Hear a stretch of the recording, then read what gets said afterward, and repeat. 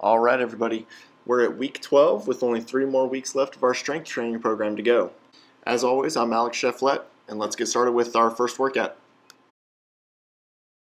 All right, so the first thing that we have is a reverse lunge. Now for these lunges, you're just going to take a big step back, drop your back knee straight to the ground as you keep your chest up. And if you are going to use weight, notice I'm holding that in the opposite hand.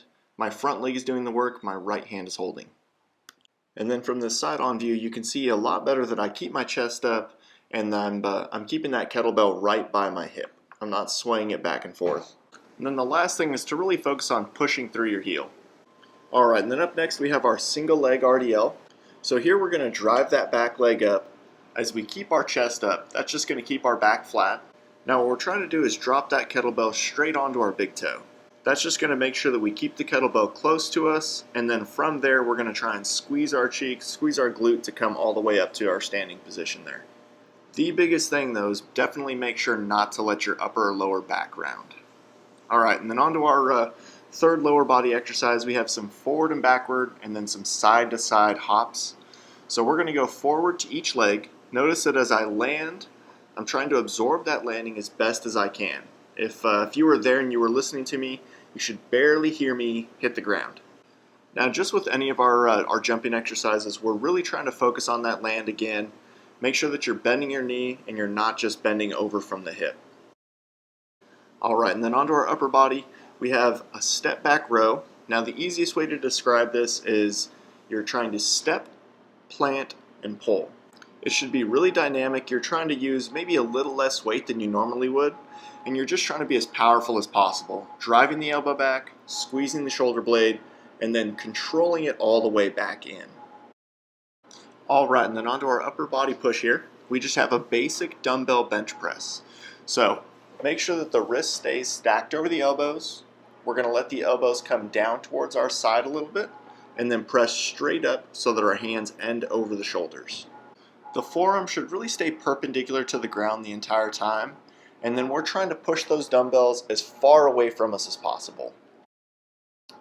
Alright, and then for our core here we have some side planks with a leg lift. Now make sure that your hips stay high. A lot of people when they're doing these side planks, they'll try and lift their leg up, but the hip immediately just drops straight to the ground. So if that's happening right as I'm doing here, just go down to the knee and do the leg lift.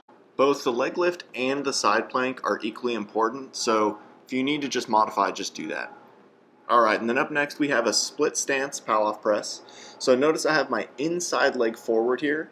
I'm pressing that cable straight out in front of me, and it's not rotating my upper body at all. Most of my weight is through that front foot, and a lot of people have a tendency to go too heavy on these power presses. So really just pick something moderate, somewhere between maybe 15 and 20 pounds, maybe up to about 25 or so.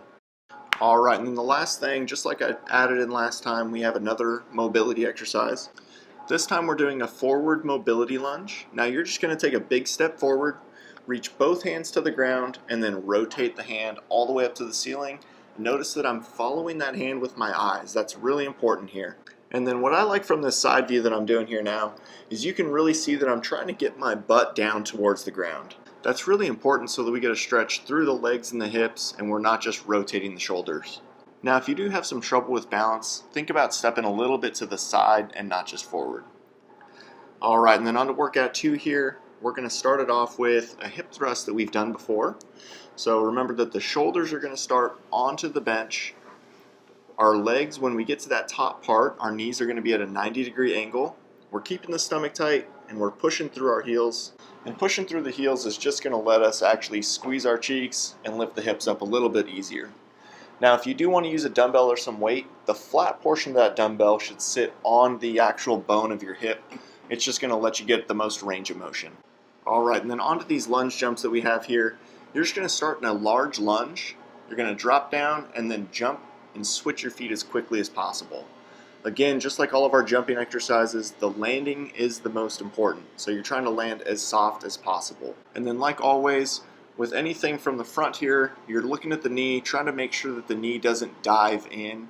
So the knee stays directly over the second, maybe third toe, and it never comes towards the midline. Alright, and then we have these stationary monster walks where we're going to step forward and to the side, directly to the side and then a little bit behind us and to the side.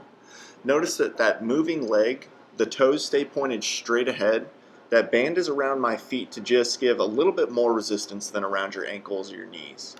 And a big thing here is you don't want to bob up and down. You should stay pretty much down in your squat the whole time and just be moving side to side, transferring the weight to that moving leg as you step. Alright, and then our upper body pull here, we have a band face pull. We're going to drive the elbows back, keeping them up by our shoulders. Rotate the hands up a little bit towards your ears and squeeze the shoulder blades down and back like you're trying to drop them down in the back pockets. As with any of our pulling exercise, we want to make sure that we don't shrug our shoulders up towards our ears. Alright, and then for our upper body push, we have an alternating push press.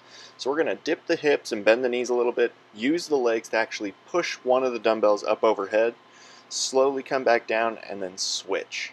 And then from the side here, what you can see is I'm keeping my upper body pretty much straight up and down. I'm not leaning forward.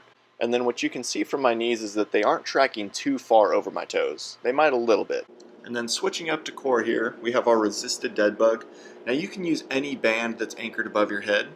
Notice that my knees are just past my hips. I'm driving my belly button down to the ground and then slowly lowering the leg down. If you need to make them a little easier, bring your knees towards your chest. And then if you want to make them a little harder, just obviously further away from the hips. And then second for our core, we have a heavy suitcase carry. Now this can really just be anything heavy. This is just a 35-pound kettlebell, but if you want, you can use anything really up to 50, 60, 70-pound dumbbells, or just a bucket of rice, a bucket of water, backpack. What you're really trying to do is keep your chest up and not let your body rock side to side.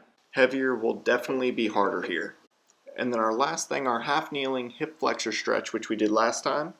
Now you're going to keep your stomach tight, squeeze your cheek on the same side that the knee is down, and as you lunge forward a little bit, you're going to try and reach away from that leg. And then as I shift to the side here, you can really see that I'm keeping my low back flat and my shoulder to my knee, it's almost one straight line.